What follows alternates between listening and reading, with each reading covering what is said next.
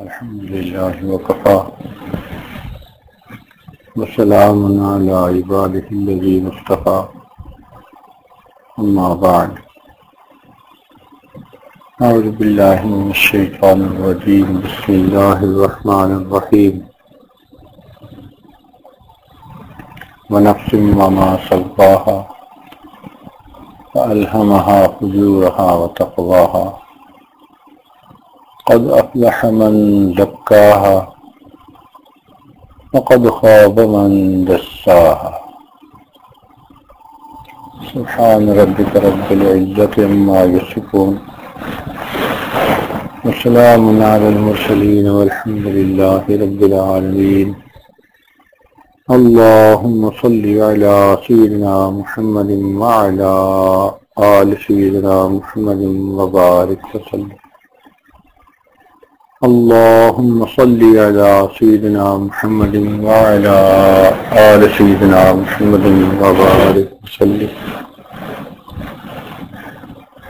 اللهم صل على سيدنا محمد وعلى آل سيدنا محمد وبارك وسلم.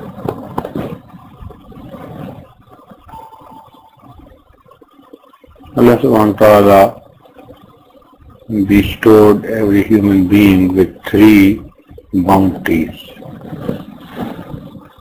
Number one is the heart of the person. Number two is the brain of a person. And number three is the nafs of the person.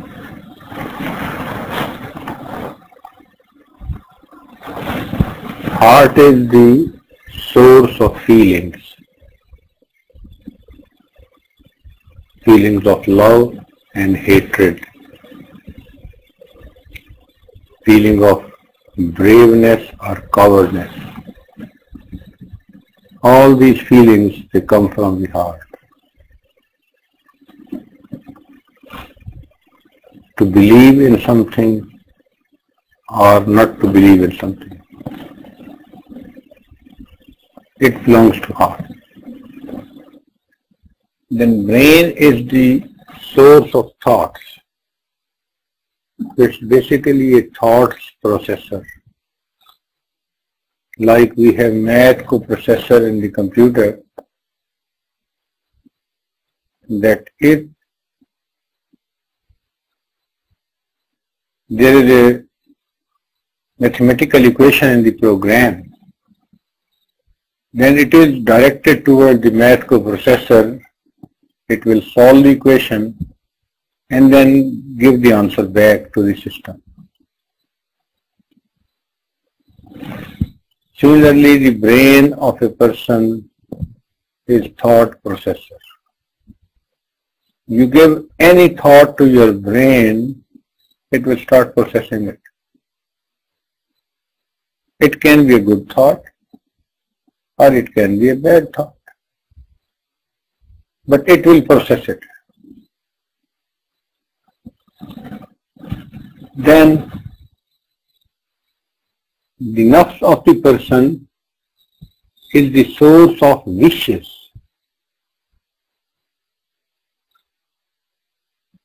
The wishes can also be good or bad. For example, I should become muttaqi is a good wish. And people should feel I am great. It is a bad wish.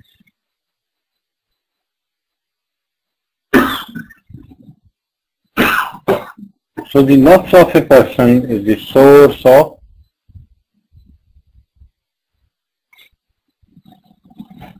wishes. Out of these three, the base is the heart. Because whatever are the emotions, they decide what is the personality of a person. If the emotions are good, it's a good personality. If the emotions are bad, it's a bad person. That's why the Prophet ﷺ, when they came in the world, they worked on the hearts of the human beings. they change the heart. Because once you change the heart and you get good feelings and good emotions, then everything changes.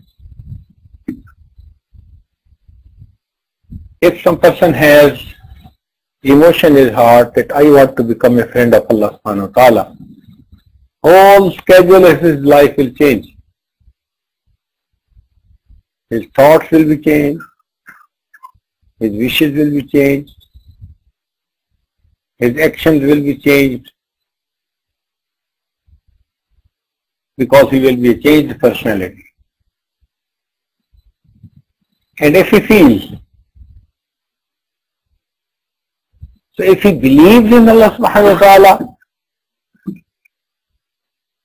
the setup of his life is different. Then he will try to please Allah subhanahu wa ta'ala. He will try to do everything which pleases Allah subhanahu wa ta'ala. He will refrain from all those things with which Allah subhanahu wa ta'ala is displeased, is not pleased.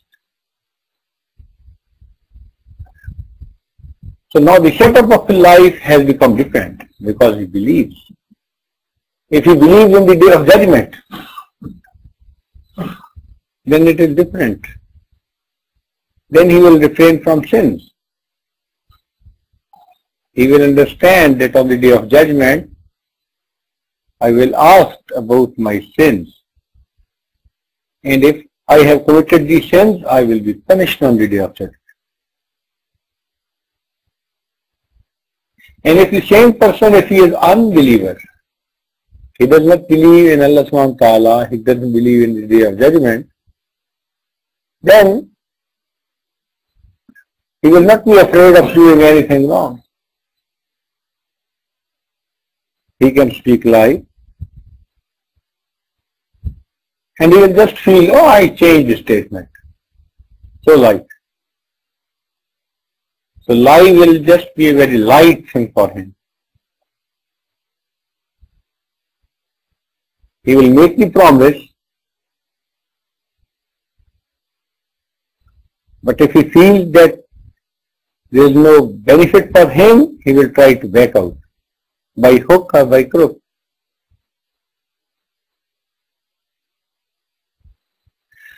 How we can change our hearts and put a firm belief in that is a big question of the day.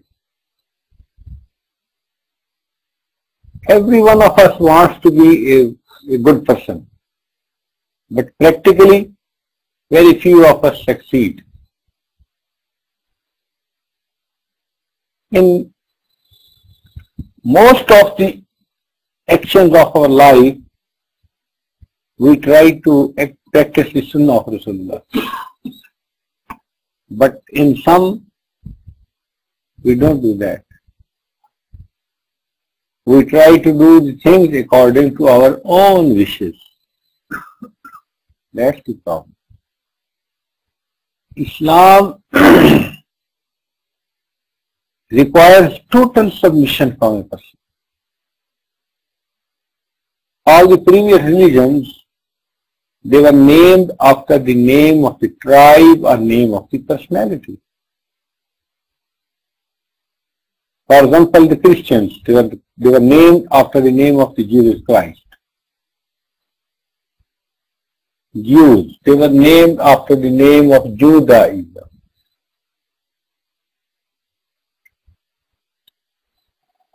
Similarly, Buddhism, it was named after the name of Buddha.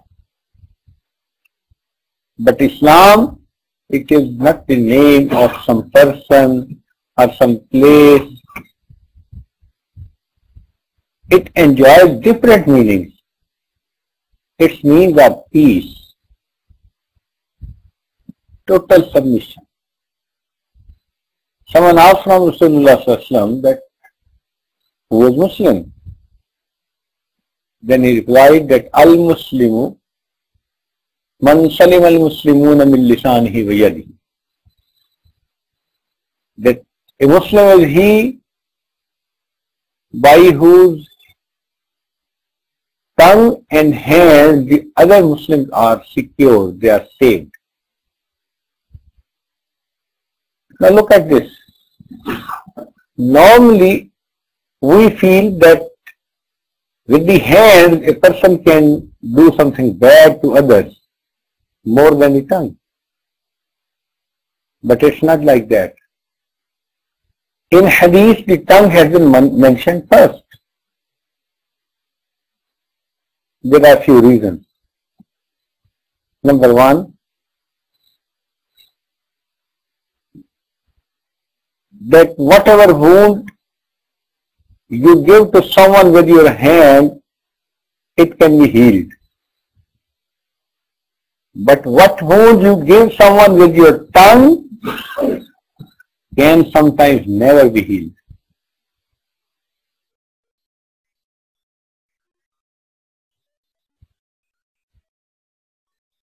Then with your hands, you can only give pain to the people who are present. Whereas with your tongue, you can give pain to the people who have already led their lives, to your predecessors, and also to the people who will come in the future. And those persons who are not present there, still with your tongue, you can give pain to those people. You can backbite. You can hurt them. With the hands, you can hurt those people who are in front of you. So because the pains by the tongue are much more than the pains of the hand, that's why it has been described first.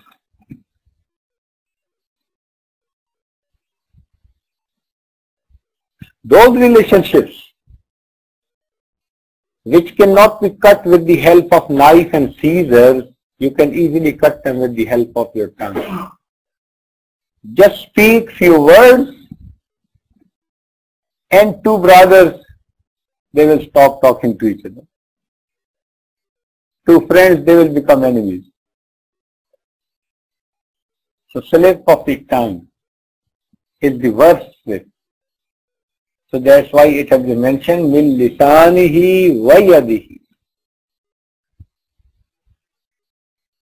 And if we feel, then we misuse our tongue today too much.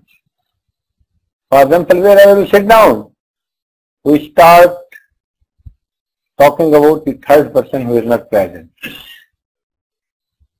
Now, to speak about the third person who is not present is called backbiting. And backbiting, as it is the word to bite at the back, that the person is not present. And you are saying something which is unwanted, undesirable, which he does not like. Now, Sahaba radiallahu ta'ala, they asked Rasulullah that if we speak truth, then Rasulullah replied that if you speak truth, then it is backbiting. And if you speak lie, then it is buhtan. It is even worse. So it means that backbiting is very bad. One of the hadith of Rasulullah goes like that, Al-ghibatu ashaddu min az-zina. That ghibat is even worse than the zina.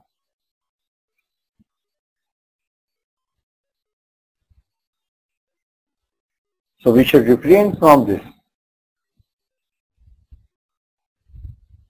And ghibat is the right of the human beings.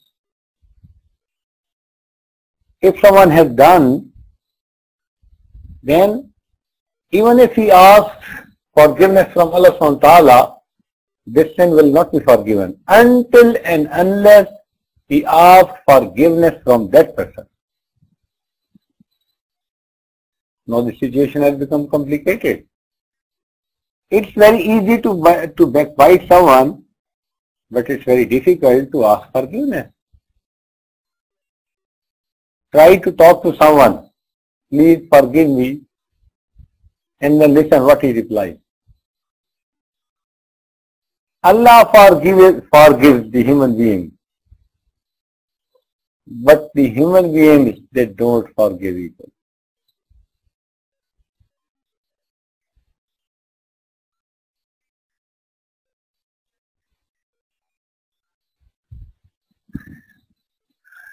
So if some person has made backbiting, then on the day of judgment, the person about whom he talked, he will be given the authorization to take his good amal in return of that. Now on the day of judgment, when everyone will require good amal, and each single good amal will have its value, and the person will be given the choice, so what do you think? Will he be satisfied by small amount of good amal? When he is in dire need of good amal, he will not be satisfied with a small. He will try to have too much. You know, even in this world, if some person, he gets the chance to sue someone, then what the amount he claims, in hundreds, in thousands, no, in millions.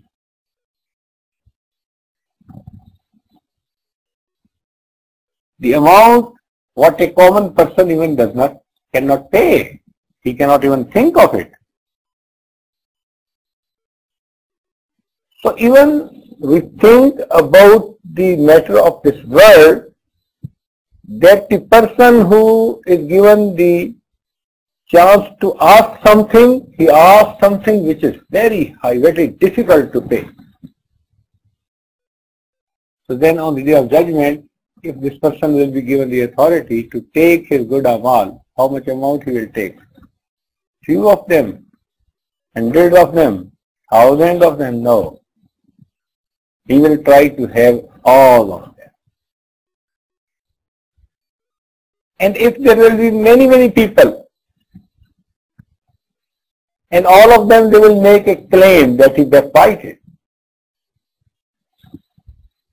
and the good amal of this person, they will be finished, then what will happen? Then what Allah subhanahu wa ta'ala will do, He will take the bad amal of those people and put it on the head of this one. Now he is faqir. Rasulullah once asked the question that who is faqir? Sahaba radiallahu ta'ala replied that who has nothing. He is gharib. Rasulullah replied, no. Gharib is a person who brought so much good amal on the day of judgment. But then he backbited someone, he gave pain someone, he hurt someone, and those people, they will make claim. And the good amal of this person will be given to all of them, and still they will be there to make claims. So their bad amal will be taken and put on his shoulders. So he is a gharib who came with such good amal, but he lost everything. And at the end, he had a heap of bad amal on his head. And this normally happens. We feel so relaxed to backbite someone. It's a really bad habit. So the only way we can save ourselves from this sin is not to speak about third person. Whenever we sit down with someone, try to speak about the issues which are common to each other.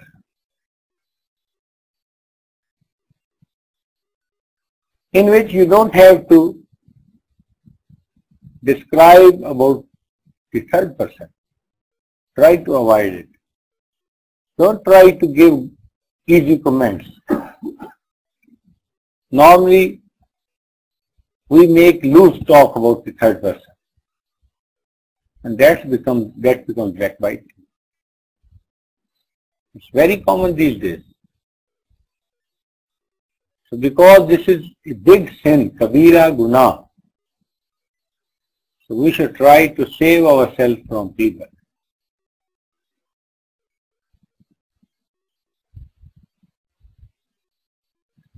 What is the definition of riba? That you say something about some person which is true, but if you say the same thing in front of that person, then he will dislike it. So it is called riba.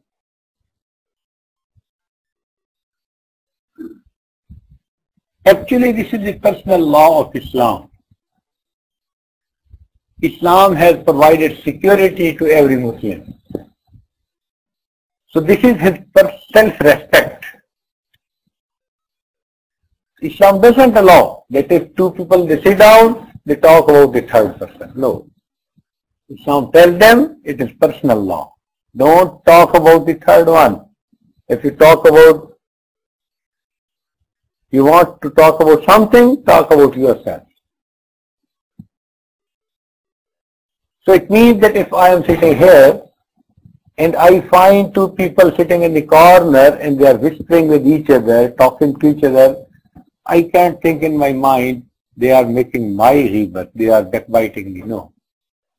I feel rest assured. No. Whatever they are talking, it belongs to them, not to me.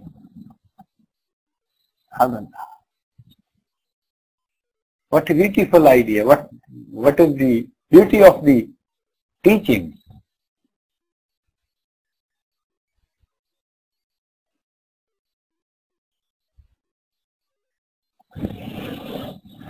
Sometimes we make rebirth of the Jama'at. Collective rebirth. Fuqaha they have described. For example, we make comments about the Muslims.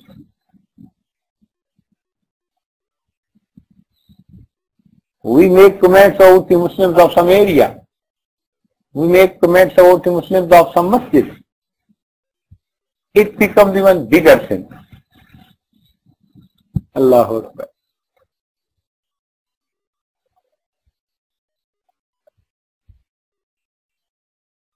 So we are duty bound to see and analyze what we are speaking.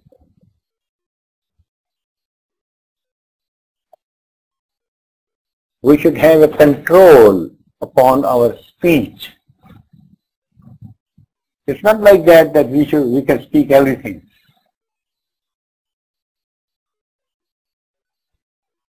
If it is like that, then every day the people will be fighting with each other. So the believer, the moment has been advised to speak good things and to refrain from bad things. The tongue is the bounty of Allah subhanahu wa ta'ala. We should try to say good things. It's not for backbiting. It's for the recitation of Quran. It's for speaking truth. It's to invite others to the path of Allah subhanahu wa ta'ala. That is the proper use of our tongue.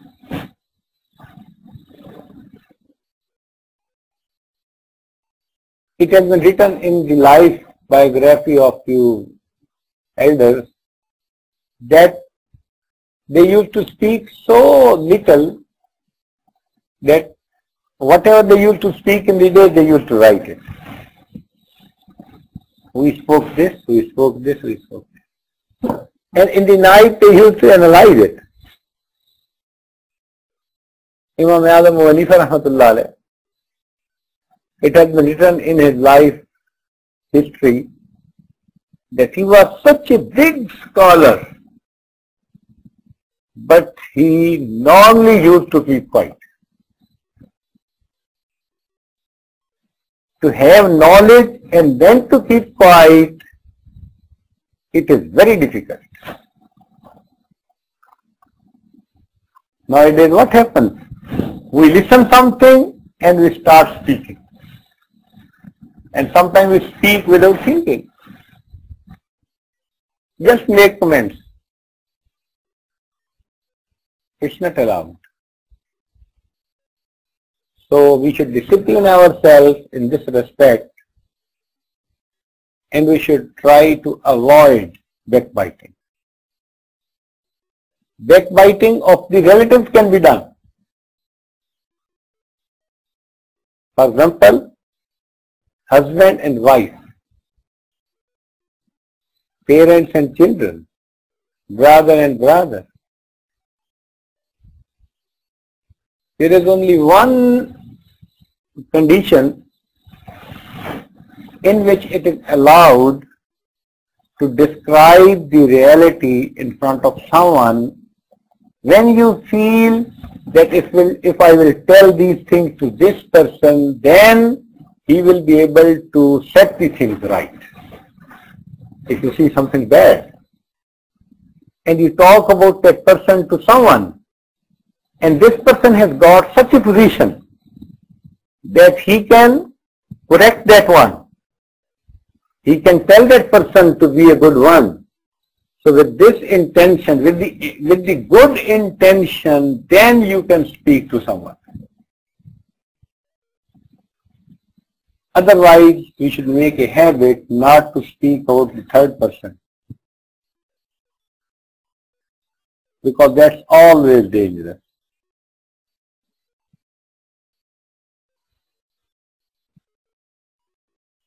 Once a woman came to the house of Rasulullah Sallallahu Alaihi Wasallam, and she was very short in her height, dwarf.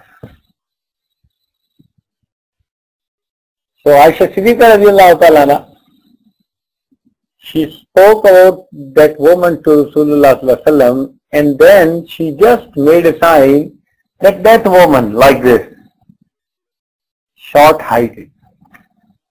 Then Rasulullah told her that Aisha, you uttered some words from your mouth.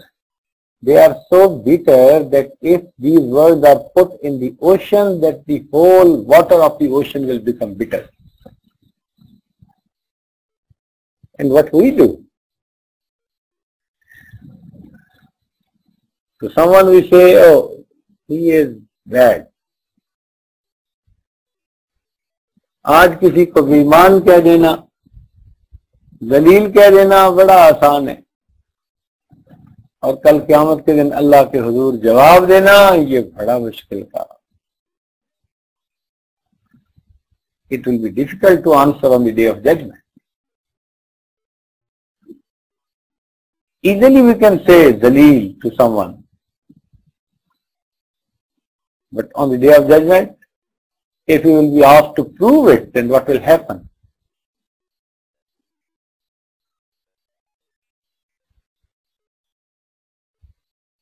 So there are two basic things. Rasulullah said that if you guarantee me that you do not commit sins with them, those organs of the body, I guarantee you a house in the paradise. Ma bayna lahyayhi wa ma bayna rijlayhi. Whatever is in your mouth is tongue, and about your private part. If you guarantee me that you will not misuse these two things, I guarantee that you will get a house in the paradise. How easy it is, but at the same time how difficult it is. It means that mostly we either commit sins with our tongue or with our private parts.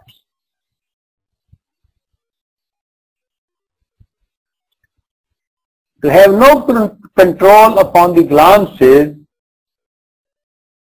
that is the sin which is connected with the sexual part of the person. So these two are very major sins. Uncontrolled tongue and uncontrolled sexual parts of the body.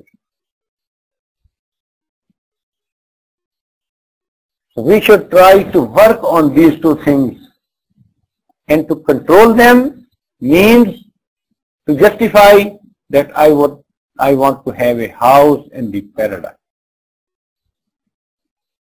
So these are two steps. People say that the paradise is two steps. Yes, these are two steps. First step, you control your tongue and your sexual parts, and then your next step is in the paradise. On one hand, it's very easy, but on the other hand, it's very difficult to achieve it. How we can achieve it? There we need a guide.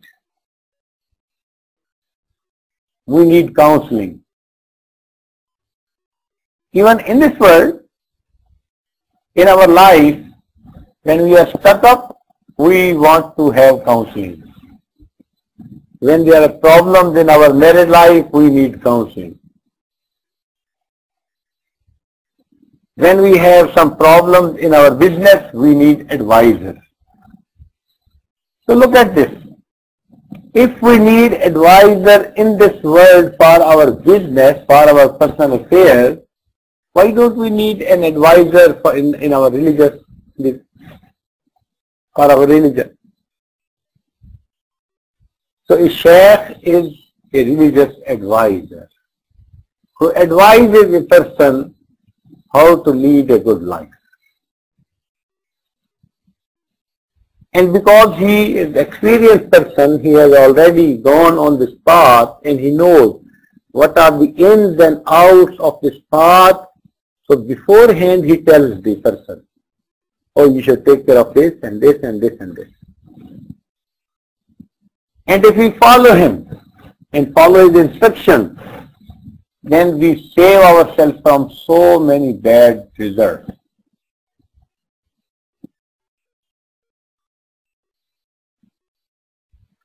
That is called to lead life under the supervision of some Shaykh. Now, very simple example, that if you want to go to some destination, you have never gone, and you get directions from the internet, and you try to go. So, it will take a long time to go there. You will have to stay at different places and ask people where I have to go. Should I go this way or that way?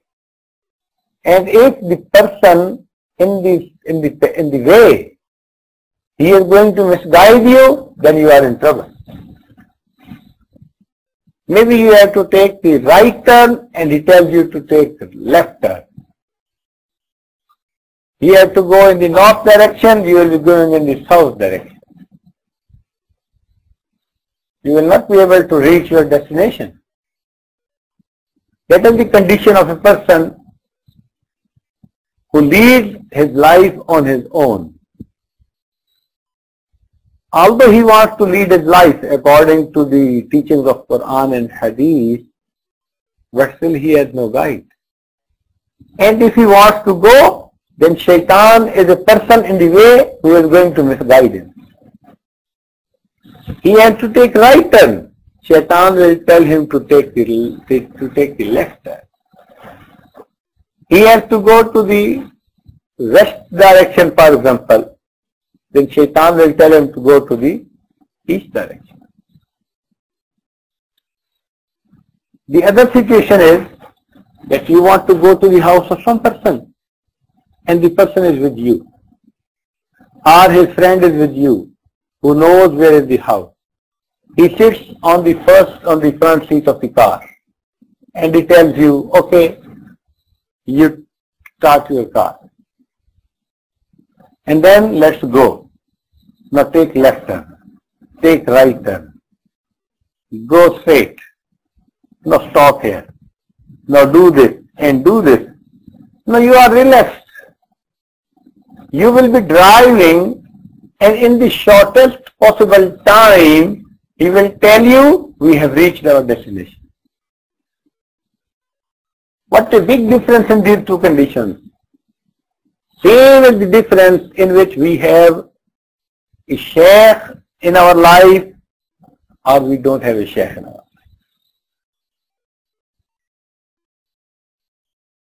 He is the person who knows the path and who can take us easily to our destination. And then he will tell you beforehand, oh, you are going on high speed, please reduce your speed, the road is bumpy. There is speed breaker.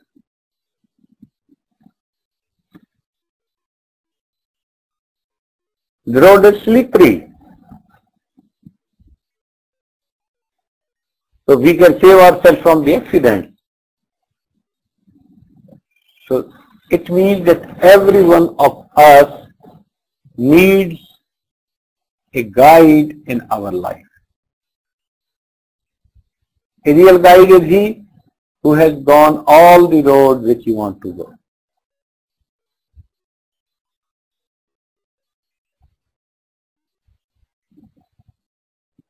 If you look at the life of our ancestors, then all of them, they used to spend their lifetime under the instructions of their teachers, their mashayikh. Even Imam Bukhari rahmatullah alayh, his teacher was Ali Madini rahmatullah. He mentioned that the best wish of my life is that I should have ample time which I can spend in the company of Ali Madini rahmatullah. Imam Bukhari rahmatullah, Allahu Akbar. So may Allah subhanahu wa ta'ala give us the tawfiq to lead a successful life and save ourselves from the bad amal. وآخر دعوانا أن الحمد لله سبحان ربي اللهم ربنا ظلمنا أنفسنا وإن لم ربنا فيعنا معنا اللهم يا ربنا